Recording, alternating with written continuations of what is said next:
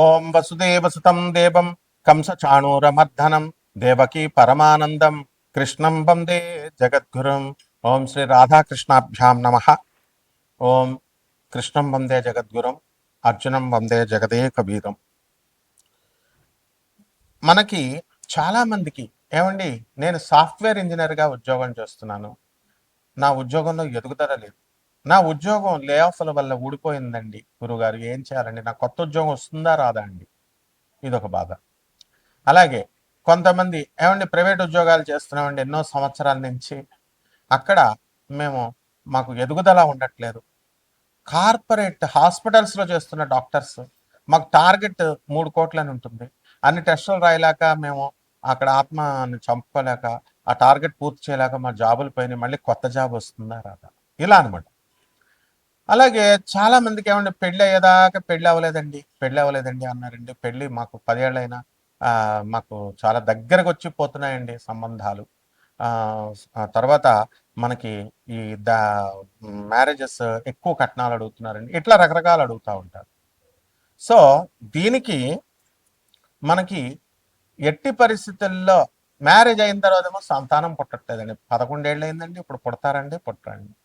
పోనీ సంతానం పుట్టిన వాళ్ళకేమో వాళ్ళు ఏమంటారంటే, ఏమన్నా మా పిల్లలు చెప్పిన మాట వింటలేదండి, మేము ఎంతో కష్టపడి డొనేషన్ ఇప్పించి ఇంజనీరింగ్లోనూ మెడిసిన్లోనూ చేర్పించాము, కానీ ఆ పిల్లలు చదవకుండా తల్లిదండ్రులు మమ్మల్ని తిట్టడాలు, అవసరమైతే కొట్టడాలు కూడా చేస్తున్నారు. ఎగ్జామ్స్ రాయమంటే కొంచెం సైకిక్గా బిహేవ్ చేయడం అనేటటువంటిది జరుగుతుంది.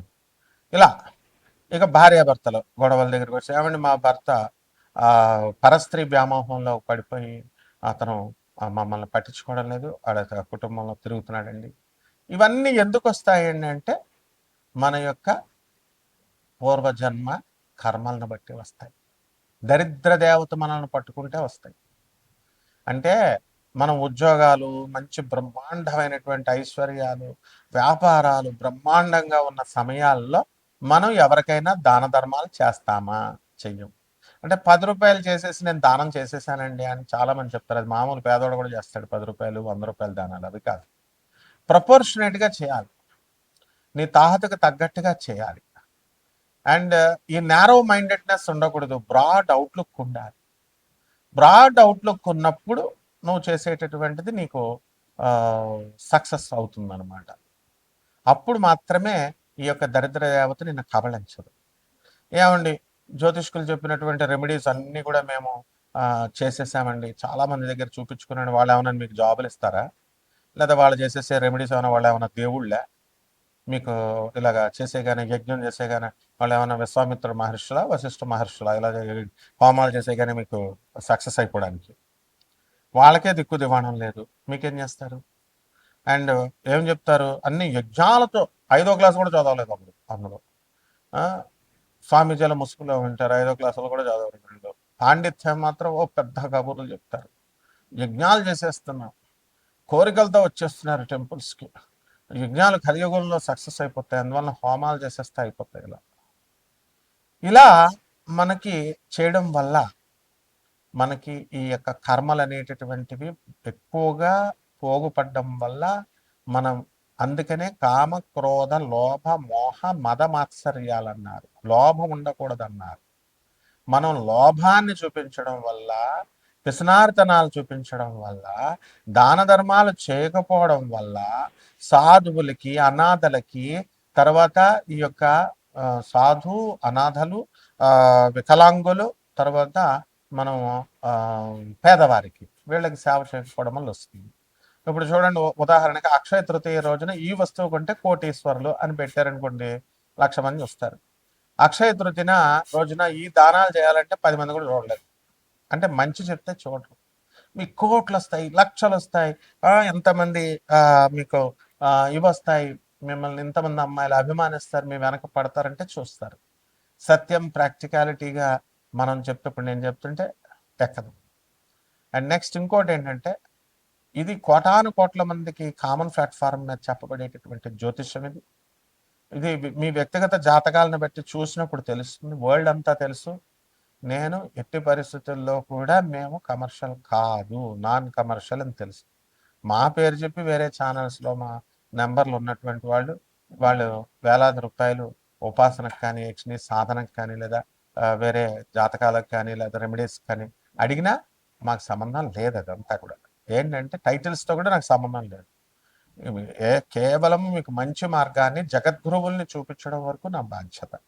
జగద్గురువైనటువంటి వివేకానందుడు, జగద్గురువైనటువంటి రామకృష్ణ పరమహంస యోగానందుల వారు, ప్రభాత్ రంజన్ సర్కార్ అంటే ఆయనే ఆనందమూర్తి గారు, రమణ మహర్షి, ఆ తర్వాత ఆదిశంకర్లు, రామానుజాచార్యులు, ఇటువంటి వాళ్ళు చేసి చెప్పినటువంటి పద్ధతుల్లో కనుక మీరు వెళ్తే డెఫినెట్గా దరిద్ర దేవత మిమ్మల్ని పట్టుకోదు.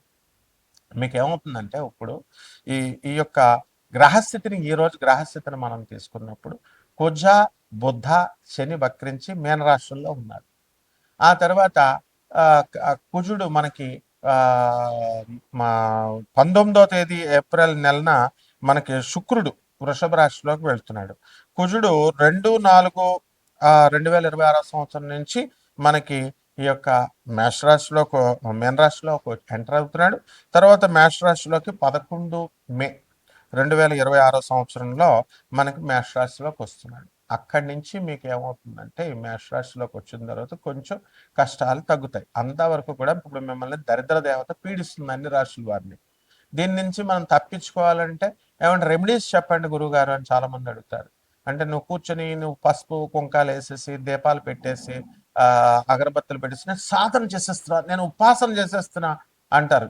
చాలా మంది చూడండి గురువులు కూడా మేము సాధనలో ఉన్నాం, హోమాలు చేస్తున్నాం, పూజలు. ప్రతి అమ్మమ్మ చేస్తుంది, ఇంట్లో ఉన్న ప్రతి ముసలమ్మ దీపం వెలిగిస్తుంది, కుంకుమ వేస్తుంది, పసుపు వేస్తుంది, అగరబత్తి వేస్తుంది. కాబట్టి మనం ఏదో స్పెషల్గా సాధన చేసేయడానికి ఏదో దేవతల కిందకి భూమి మీదకి దిగి వచ్చేసి మీకు ఏదో స్పెషల్ వరాలు ఏమి ఇచ్చేది. కాబట్టి ఈ మానేసేయండి. ఎప్పుడైతే ఆర్భాటాలకు తక్కువగా ఉంటారో అప్పుడే మీకు దరిద్ర దేవత వదిలేస్తుంది అనమాట. కాబట్టి ఈ దరిద్ర దేవతనికి నీట్నెస్ ఉండాలి. నీట్నెస్ అంటే ఇల్లు నీట్నెస్ ఇలా కొడతా ఉంటారు సోఫాలు అస్తమానం. ఇల్లు ఒకడు చెప్తున్నాడు స్నానాలు చేసేసిన తర్వాత ఇల్లు చీపురు పట్టుకొని తుడవండి అని. అంత ఇది అవసరం లేదమ్మా, స్నానాలు చేయకముందు తుడవచ్చు, తర్వాత స్నానాలు చేసేయచ్చు. మరీ చదస్తంగా వీడేదో ఇచ్చేసేటట్లు డబ్బులు, వీడేదో సమస్యలందరికీ పరిష్కారం చేసేటట్లు నాన్ సెన్స్ బోధించొద్దు. Be very practical. సో అలా మీ మనసుల్లో ఉన్నటువంటి కుళ్ళు, కపటం, కల్మషాలు ఇవన్నీ కూడా తీసేసినప్పుడు తప్పకుండా దరిద్ర దేవత వెళ్ళిపోతుంది. అంతేగాని మనం ఉపాసనలు, మంత్ర జపాలు, రెమెడీస్, దానాలు ఇవి చేసేస్తే మీ జాతకం మారుతుందంటే కిలోంపావు దానాలు నేనే చేయమని చెప్తున్నాను. ఏం చెప్తాం? మా పూర్వీకుల నుంచి మా పాత పంతులు గారు చెప్పేదే నేను చెప్పాలి, మా గురువులు చెప్పేదే. కాబట్టి లారీ ఒక లారీ ఇంకా పావు లారీ దానం చేసేవాళ్ళు ఉన్నారు, జాతకాలు నిజంగా మారుతాయంటే. ఇవన్నీ కూడా ద్వాదశ రాశుల్ని బట్టి ఒక్కొక్క రాశి వారికి ఏ విధంగా ఉంటుందో నేను చెప్తాను. నేను చెప్పినట్టే జరుగుద్ది మీ భవిష్యత్తు, ఇంకా అందులో డౌట్ లేదు. ఎందుకంటే ఐ వెరీ ట్రాన్స్పరెంట్ అనమాట. చూద్దాం ఒక్కొక్క రాశి వారికి ఎలా ఉంటుందో. వృషభ రాశి, ఈ వృషభ రాశి వారికి అందరికీ కూడా మనకి అనేకమైనటువంటి లాభాలు జరుగుతాయి. మనకి వృత్తిరీత్యా ఎంతో ఎదుగుదల కనబడుతుంది. ఆ తర్వాత ఆదాయాలు గతం గడిచిన దానికంటే కూడా ఇప్పుడు రాబోయే రోజుల్లో మంచి ఆదాయం పెరుగుతుంది. కాబట్టి ఖర్చు విషయం దగ్గరికి వచ్చేసరికి బంధువుల కోసం, స్నేహితుల కోసం ఎక్కువ ఖర్చు పెట్టడం అనేటటువంటివి జరుగుతాయి. లేకపోతే ఈ శుక్రుడు మనకి 19 ఏప్రిల్ 2026 సంవత్సరంలో మనకి జన్మంలోకి వస్తున్నాడు. అలాగే అంతకుముందు కూడా మనకి అనేకంగా మైనటువంటి ఇళ్ళ స్థలాలు, వ్యాపారాలు చేసేటటువంటి వాళ్ళు మీరు ఇవన్నీ కూడా సక్సెస్ అయినాయి. అలాగే కొత్త స్థలాలు మీరు కొనుక్కున్నారు. అలాగే ఇల్లు కట్టడాలు అనేటటువంటి నిర్ణయాలు అనేటటువంటివి మీరు తీసుకొని ఈ యొక్క మనకి 19వ తేదీ నుంచి మీరు స్టార్ట్ చేస్తారు. తర్వాత అట్లీస్ట్ అలాంటి ప్రయత్నాలు. ఆ తర్వాత మా చేతుల్లో డబ్బులు లేవండి అని అనుకునేటటువంటి వాళ్ళకి ఏదో రకంగా డబ్బులు అనేటటువంటి మీకు సమకూరడానికి అవకాశాలు ఉంటాయన్నమాట.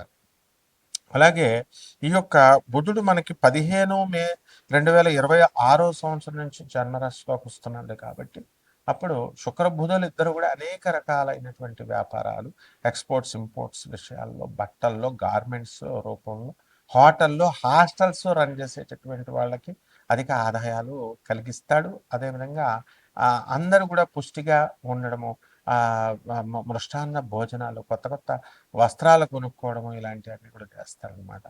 అలాగే నార్త్ సంబంధమైనటువంటి ఉత్తర దిక్కుల నుంచి మీకు పెళ్లి సంబంధాలు, పెళ్లి కానటువంటి వాళ్ళకి రావడానికి అవకాశాలున్నాయి.